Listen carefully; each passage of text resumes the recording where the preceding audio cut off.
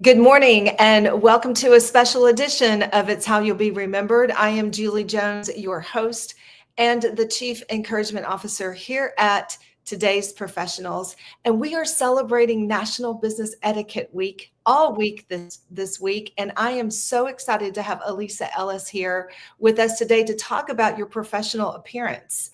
Elisa, thank you so much for joining us. Thanks for having me. Gosh, this is great. Now, we met networking. We were actually connected on LinkedIn, Yes. and it has been so fun. We had a conversation, and we thought, we have so much synergy in what we do and helping people really show up as their very best so that they can have the life that they want. And your personal appearance matters. And I'm Absolutely. so glad. I mean, this is what you do all day. You help people choose clothes, pick out clothes that look good, that fit well, and you help them build that wardrobe. And we were talking in the green room about why that is so important. And so I want to see, well, how did you get started in this? Let's start there. So I left corporate many years ago, over 10 years ago, and I was looking for something to kind of fill the gap because I still had kids at home. I was a rep for a jewelry brand, and what I found was a lot of the women wanted to know how to wear their pieces because I was working with speakers and coaches on stage in their everyday life. I started putting outfits together for people, and then quite a few of my friends were going through 20 plus year divorces and had to go back to work, and they needed to know, what do I wear? What's business professional? What's business casual? And how can I do it on a budget? And I did that for a while. And then one day my girlfriend said, you're just really good at this. You should do this. And so I thought, why not? And I started my business, and that's where I started. I started helping people let go of what's not working for them in their closets, and then helping them rebrand themselves. After mid-COVID, I had businesses reaching out to me because they had team members coming in inappropriately dressed and they didn't know what to say or how to say it. So that kind of created my tagline, I say what HR can't. And it just kept evolving over time. And now I work with managers, leaders, C-suite individuals, as well as I go into corporations and businesses to talk about what's appropriate, what's not appropriate. And not just that, but why. There's a lot of research and data behind how we show up and how it's connected to our productivity, our sales, our collaboration, whether or not we raise our hand and give our input or don't. And people are always looking for that advantage that's going to help them get to the next benchmark in their business. And I believe that your style is going to give you an advantage. Yes, I totally think so. And we were talking before, there is research out there that talks about the way your image and the way that you show up. And of course, Right. on a first impression, it's made in 5 to 7 seconds. And Yes. the main criteria that we use to form that first impression is the way that you look. Yes, 93% of all communication is nonverbal. So before you even open your mouth, people are making a judgment about you. And it would be great if we lived in a judgment-free world, but we don't. Yeah. And you're right. There's absolutely research. There's a research study that was done at Yale. There was an article written about it in Inc. magazine. And they talked about, they had research subjects and they said, this group, they rated them, and the ones who were quote unquote dressed in richer looking clothing were deemed more competent than the ones who were not. And that doesn't mean you have to go and spend a lot of money. I mean, I shop factory stores all the way to Neiman's and everything in between, but how you're showing up and your image, it can make or break you. And we also talked about in the behind the scenes, the halo effect. I give a lot of presentations to CPAs and lawyers, and there is research that shows, you're going to be deemed, especially in, the world of law, trustworthy, competent, depending on how you're dressed, whether or not you look disheveled or put together. It makes a big difference. Right. And looking professional doesn't always mean a suit, but it does mean put together. Absolutely. It can be put together. One of the questions I get from corporations are, well, how do you feel about, or what should I talk about when it comes to tattoos or nose rings? I've met quite a few people with tattoos or rings in various places. And if they're put together and they look presentable, you rarely notice those things as opposed to someone who is disheveled, wearing things that don't fit, is not groomed, has a poor choice of clothes. You're going to notice all of those other, it's a distraction is what it becomes. It And is. so instead of being able to pay attention and have a conversation with someone, you're distracted by all the things. Right, right. If you are joining us live, please be sure and say hello. We want to hear your thoughts on image and how you're dressing and how you're showing up with appearance. We are here with Elisa Ellis. She's a wardrobe stylist here in the Dallas-Fort Worth area. And we're talking all things image today because it does matter. And the halo effect really is a cognitive assumption of us that when you show up and you are put together and you look nice, that you are more competent, that you're smarter, and that you're more trustworthy. And so people will gravitate to you just because you are put together. Right. And when I share with people, it's really my philosophy is what I call the ABC effect. It's showing up authentic, on brand, and with confidence. Because so often depending on your industry, you're told you have to fit in this box. You have to wear the black, the gray, the navy, whatever that is. Right. I mean, years ago, when I was learning how to be a speaker, there was quite a few coaches who said, if you want to be a speaker and you're a woman, you need to wear 3-inch heels, nylons, and a sheath dress. And Oh, I thought, well, okay. there's no way in heck that that's going to happen because I don't wear nylons anymore and I don't wear 3-inch heels. Right. And at the time, I really didn't wear dresses. So I was like, So if you would have put me in that box, I probably would have fallen off the stage and I wouldn't have given a good presentation. But it's about finding things that feel authentic to you and then showing up on brand. What does that mean? For me, I always have glasses. They're different colors. I wear red and green a lot. It's an easy way for people to remember you, but you Right. can come up with your own way. And what Right. happens is when you show up consistently, it builds that trust, that know, like, and trust factor. And you're also building a brand for yourself and making yourself unforgettable.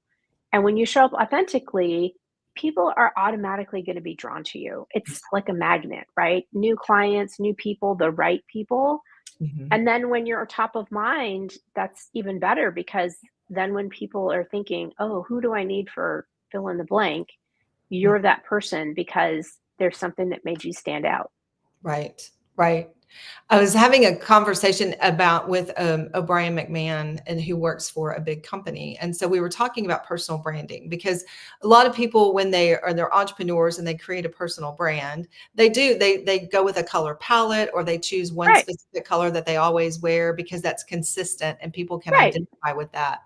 And so we were applying that to the office, and he asked me, he said, should we wear the company colors every day to the office? And my thought, I would hear your thought on this. I said, if you're working in an office, I don't know that you have to always wear the company colors because you're there all the time. But if you're giving a presentation to a client, a prospective client, and everyone who's involved in that presentation wears the company colors, then look at the cohesiveness of that and the professionalism, and it just makes it very clean. So I think there are times when it is appropriate to wear your company colors all the time, but do you have to do it every day? No, I think that's a time for when you can, let your personality show, do something different, but always make sure that you're cohesive when you're in front of clients. What do you think about that? I think there's some truth to that. My philosophy is more, do you have the clothes that fit your life and your lifestyle? Because I've worked with so many clients who Monday through Friday they wear the suit or whatever the office outfit is, and then on the weekend they hide. They wear the athleisure wear. They're afraid to run into people, and they don't really feel like they're showing up with confidence and professionally. And I've heard countless stories of people who run into clients at Costco or Target or at the Yeah, coffee shop, and they're do mortified because they look like a hot mess. So really it's about, okay, maybe you don't wear your colors every day, but everything. maybe it's a theme that you're showing up as that person, right? Mhm. Like I worked with quite a few lawyers who charge very high fees, and Monday through Friday they're working for clients, they're wearing their suit or their power outfit, let's say, and then on the weekends they're wearing ragtag clothes and they're not presenting themselves as the high achieving attorney. Now, that's not to say you have to wear a suit on the weekend. Here's a great example. Financial advisor, Monday through Friday, wears a suit. Saturday, Sunday, hides in sweats and a baseball cap. Yeah. But she's missing out on collaborating with all the people in the stands, potential clients, already clients. And so it was really making a switch of, okay, instead of sweats, maybe wear a comfy pair of jeans and keep the baseball hat so you don't have to worry about your hair. Right. And maybe throw a t-shirt on and a soft sweater blazer or something that makes you feel put together, but is still comfortable. There's Right. this misnomer that in order to be dressed up, you're going to be uncomfortable. In order to be comfortable, you can't be dressed up. And I think that's a misnomer. There are lots of clothes in today's world that are made with stretch and are comfy and don't have zippers or buttons, and you can still look put together and be comfortable and wear what makes you feel confident. Because when you show up authentically on brand and with confidence, you're going to be more likely to have that conversation with the person sitting next to you who could be your next client or introduces you to your next client. And so instead of hiding, you're suddenly expanding who you're touching, and that expands your business. Yes. Oh my gosh, that's such great advice. And I always say that too. Even if you're just going to run errands, don't go in your flannel pajama bottoms and, a big sloppy, shirt, Right. because you never know who you're going to run into. So at least be presentable. And, Right. to your Yes. point, you can be comfortable. And here's a great example. So I just worked with someone, they own their own business, and they were always wearing jeans and, let's say, the logoed polo or t-shirt. And people treated them as the worker bee, not the CEO of their That's business. right.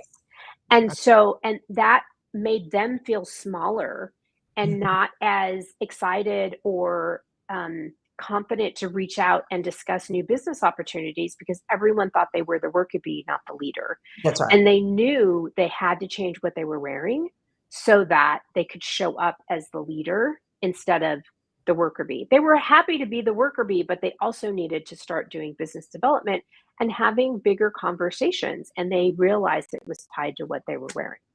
Yes, I think so, because people need to be able to see you in a leadership position before they begin to treat you like you're in a leadership position. Absolutely. Yes. Absolutely. So Cherie is with us today. Hi, Cherie. We're glad that you joined us. And she says, hello, is wearing sneakers appropriate for a business or in an office setting? And how do you rock it if you want it to be a part of your brand? I think you can absolutely wear sneakers. I would check with your company guidelines. That's actually a big controversy right now with some of the companies I work with, because companies have said, okay, sneakers are okay. And when they say sneakers, they mean nice, clean, fashion sneakers, I'm going to say, right? Something with color, certain design. And what's happened is people are wearing their running sneakers or their garden Right. sneakers or Right. things that look ragtag, and therefore it's not really appropriate for the office. So I know quite a few entrepreneurs who run their own business, and shoes are their part of their brand. They have red ones, yellow ones, green ones, and this is men and women. Right. And it's become a conversation starter. And it's a great way to start a conversation. That's Yeah. another piece of why should you brand yourself? What do you want? How do you want people to remember you? It's also a way for people to start a conversation with you, whether That's it's cowboy boots or sneakers or it's just a different type of shoe. But I definitely think that you can incorporate them. I would Mhm. say just make sure they're clean and, what I'm going to say, fashionable, and don't look like they've been run over. And pick a I color agree. theme, maybe do 2 or 3 different colors, and that's how you rotate them Right. with your outfits, because it can be fun. And if depending on your job and how you're on the go, I mean, today I'm wearing sneakers with this. I have a pair of white, red, and black sneakers, and it's raining outside, so I'm gonna rock them. Yeah. And so rock them means that comes from within. You just show up saying, I look good. Right. Yeah. Absolutely. Yes. I believe that when you wear something that you feel confident in, that's the energy you're going to bring, versus if you're feeling frumpy or you're pulling at your clothes, that's the same energy. It doesn't matter how much it costs or how well or not Right. well it fits. if you don't feel comfortable in it, it's not going to work. And you, because you're not comfortable, you're less likely to raise your hand, you're less likely to collaborate, you're less likely to be comfortable selling. I mean, there's a myriad of things that are tied to that. Right. Right. And she says, thank you for that. Yeah. Of course, that's what we are here for. So I want to, you mentioned something too about how you feel, and you taught me a new word today, enclothed cognition. Tell us Yes. a little bit about that, because there's research out there behind this. Yes. So there is research behind this. They did a study where they put different people, different ages, different genders in a test group. And one group, they gave them a painter's coat, but they told them it was a lab coat. And they asked them to take a test with the lab coat on. And what they found was the half that took the test with the lab coat on were deemed, had better attention spans on the test. And they were like, wow, this is really interesting. So they redid the test, different group. And the second time around, they told them it was a doctor's coat. Now, keep in mind, this is the same painter's coat that they got from the hardware store. And the group that was told this is a doctor's coat, they wore the doctor's coat, they did better on the test, and they still had better attention spans. And so that's what this enclosed cognition is. And I always share it when I'm giving presentations, because it's really about, some people have that power outfit or the power suit, the one you put on when you just want to, close the deal, close the client, give a presentation, whatever it is. When you put that on, it literally, it's like putting on a cape. I don't know if you've ever read Presence by Amy Cuddy, the old TED Talk where if you stand like a superhero for it, then you like, it changes your energy, right? So Yep. it's the same thing with clothes. When you put something on you feel good in, it changes everything. And I shared with you when I talked about this to a group of security at a security firm, there were some ex-military and police officers, and I asked them, what's the difference between your regular uniform and your dress uniform? And one of the guys, it was great, he's like 6 feet tall, and he was sitting there like this, and he stood up and he said, it's called command presence. And I'm like, yes, that's what you want to bring every day, right? Because there's this assumption, I always ask people, do you want to stand out? Oh no, I don't want to stand out. Okay, do you want to stand out when it's time for a promotion, a leadership role, a pay raise, new team leader, any of those things? Well, yes, of course. Okay, so there's also research on this. You can't just stand out that one day and say, hey, I'm here. It has to be a repetitive, you're showing up every day, top of mind, whether you work in a corporation with a large company or whether you're on your own. You want people to remember you. You want to be top of mind. You want people thinking of you, because otherwise you're blending in with everybody else and you're not standing out. And that whole power presence is, you're invisible. That's right. The word that comes to mind as you're talking right now is consistency, because it's like in advertising or in anything you do. If you're working out, if you want to get healthy, if you want to change the shape of your body, it's not how much you do on an occasional basis. It is what you do every day that shows up, where you form a consistent habit, and then with that, the consistent image. And so showing up every day put together gives you that command performance. And you gave a tip earlier before, when we were in the green room, you said, wear your power outfits daily. Have clothes, all of your clothes should be power outfits. And that does not mean that you have to spend a ton of money. It just means you have to wear clothes that fit you, that are in a color scheme that you like, and that make you feel good. Yeah, right? You have to be intentional. There's this this book I read by Lee Hayward. The name escapes me, but she gave a great example of, there was a Tiffany-like box, blue box with a beautiful blue box, white ribbon, and a gift wrapped in a brown paper bag with some twine. And it says, which one would you choose? And whenever I give presentations, 99, 98% of the room chooses the blue Tiffany box, right? We'd all much rather have the nice looking. And the kicker is, we are the box. We're the package. Every day you can choose to dress like the brown paper bag with the twine or the Tiffany blue box, because it's all presentation. It's all a visual. It doesn't change what's on the inside, Right. but it changes how you look and feel, and it changes people's perception of you. And it's such a simple and yet powerful graphic, and it's about being intentional. Just like you said, having clothes that fit you, that are appropriate, and that you feel good in. Right. I think it goes back to this enclothed cognition. When you feel good in what you're wearing and you've got maybe a hairstyle that you like and you've got maybe Right. new makeup or something like that, and you're wearing clothes that you feel good in, there's something inside, the confidence level just skyrockets, and you start to Right. have more expectations of yourself. Right. And that is so, what yeah. goes up. So many people wait. They say, I'm going to wait until I lose weight. I'm going to wait until I'm a certain size. I'm going to wait until I have more money. I'm going to fill in the blank, right? But the reality is you have to learn to feel good about who you are and where you're at with the body you have now. And this is true for men and women. I just Yeah. had a gentleman comment on my post yesterday because I talked about this. You have to feel worthy and confident today. And I will tell you, I have been everything from a 10 to an 18 plus. I stopped counting, and now I'm back somewhere in the middle. And I've stood in front of my closet where nothing fits anymore. And I literally cannot button pants, skirts, anything. But you have to be willing to say, okay, this is where I'm at. I'm going to find clothes that fit who I am now today. And I'll spend a little bit of money, and then I'll spend a little bit of, and it really does give you so much confidence that then helps lead you to improving all the things in your life, right? Taking that first step is the catalyst to all the other dominoes falling. Right.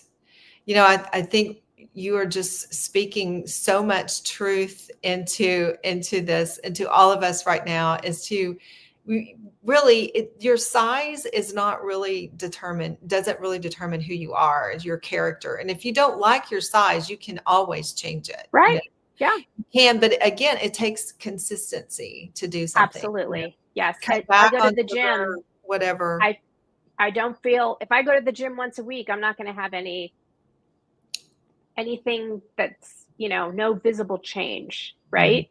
I could just say, okay, I checked the box. I showed up to the gym. Yeah. But when I'm showing up 5 days a week, there's going to be a change. There's going to be a change, but it has to be consistent. And it's the same thing, I think, with your wardrobe. And what would you suggest that someone do if they are not happy in their clothes and they don't like what they do? What are some small changes that we can make right now to either get rid of things or put in things that will start to help our confidence with the way that we look? Sure, absolutely. So my top tip is every time you wear something, turn the hanger around when you put it back in your closet. And what happens is after 30, 60 days, you can very clearly see what you're wearing and what you're not.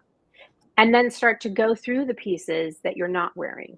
Why are you not wearing? Is it 2 sizes too small, 2 sizes too big?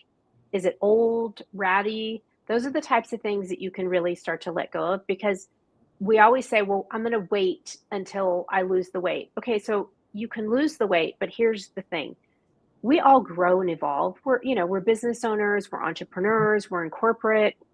We strive to grow and evolve. And so even if you could fit in those pieces literally, you're not the same person figuratively. So the jeans from high school, the jeans from pre-baby, the jeans from pre-divorce, pre-marriage, pre-whatever, you're not that person anymore. Right. And fitting in them isn't really who you are. Right. So donate it to a shelter. The other thing I suggest is creating a capsule wardrobe. My version is 3 tops, 3 bottoms, 3 layering pieces, and 1 power outfit, whether it's a dress, a jumpsuit, a set that you can wear to a formal type event. But the capsule wardrobe is really 3 tops, 3 bottoms, 3 layering pieces, because I have clients that like to wear jeans, some wear slacks, some wear skirts, some wear a combination. I have some clients that like to wear polos or short sleeve or sleeveless. So you pick what works for you. And then the layering piece again. Do you prefer a sports jacket, a vest, a blazer, a cardigan? You pick what works for you. And when you have those 10 pieces that are a similar color scheme or complementary, you can mix and match those 10 pieces into 20, 30, 40 different outfits. Wow. And I have some examples of that on my website. I talk about it in some of my newsletters, my blog, and it really makes a difference. So you can do it affordably. I've put together some that are less than $1,000 and some that are $5,000. It just really depends on what you're looking for, but you can definitely mix and match low-level pieces with high-level pieces. And when I say low-level and high-level, I mean dollar, point, and quality.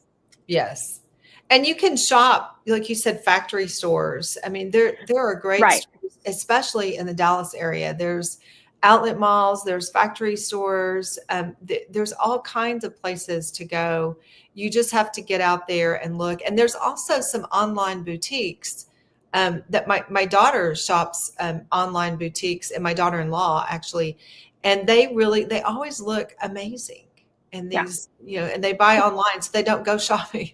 They don't go shopping, they just have it delivered, which is fun. Right. Well, and so many of the stores post-pandemic are still carrying a much more limited supply of clothes. They got stuck with a lot of inventory. They don't want that to happen again. So, and because we are now used to shopping online, I encourage people to shop online, try different sizes, because what happens is we go to the store and they don't have the same size selection or style selection, and we get frustrated. We try on a size 10 or a size 30 and it doesn't fit, and we don't understand why. It's because there's no sizing standard anymore. So think of the shipping or return fee as the time and the gas that you would spend going to the store and coming back. And when you order online, you can order multiple sizes, so you can try different things, and I might be a large in one brand and I might be an extra large or a medium in a different brand. Sometimes in the same store, I'm two different sizes, even though it's the same company, same brand, same everything. Right. And I think too, one of the things that I love to do is shop the sales. So at the end of every season, they mark, they'll mark down clothes that didn't sell, and you can really get some good bargains at some really like higher end department stores. Right. Just walk in and see what they have on sale. I mean, I've bought a lot of things like that. I love to save money. I love it. Sure. And I love to save money. But mostly when I'm looking at clothes, I'm looking at quality. If I buy something, so I'll give you an example. I bought something at a certain store last year and I thought, oh, this is great. It's on sale. It was horrible quality and it fell apart after one wash. That's not saving money for me. That's wasting my money. Whereas I could go to a different store, spend a little bit more money, and that top will last me a year or 2 years. There are some pieces I've had for 10 years. And yes, they were more expensive, but the cost per wear is really what makes a difference. And so sometimes it doesn't make sense for me to go to a certain brand because I don't care for their quality. But there are some factory stores that have great quality, great price point. Yes, you are right. So Elisa, tell us, how can someone get in touch with you? I know that you can connect with you right here on LinkedIn, but how else can somebody get in touch with you? Sure. My website is turnkeystyle.com. That's my company. You can find my book on Amazon. It's called The Style Advantage. I Say What HR Can't. And I'm also on Instagram at Stylish Curvy Girl. Okay. Stylish Curvy. So turnkeystyle.com. And then Instagram is what? Stylish Curvy Girl. I'm going to put that up there. CRVY. Yes. Stylish Curvy Girl. Girl on Instagram. And so let me put that up there too, so that people can see it and get in touch with you. You have been such a wealth of information today. Thank you so much for helping us learn how we can show up better and really get what we want in life, get that promotion, get the client, and just really live our life with confidence without spending a lot of money, without being uncomfortable. So thank you Thanks for having me. I appreciate it. It's a great conversation. It is a joy, and you are a joy and a delight. So thank you so much for sharing with us. And we look forward to having you back again sometime. Thank you. All Love to right. see you. Thank you.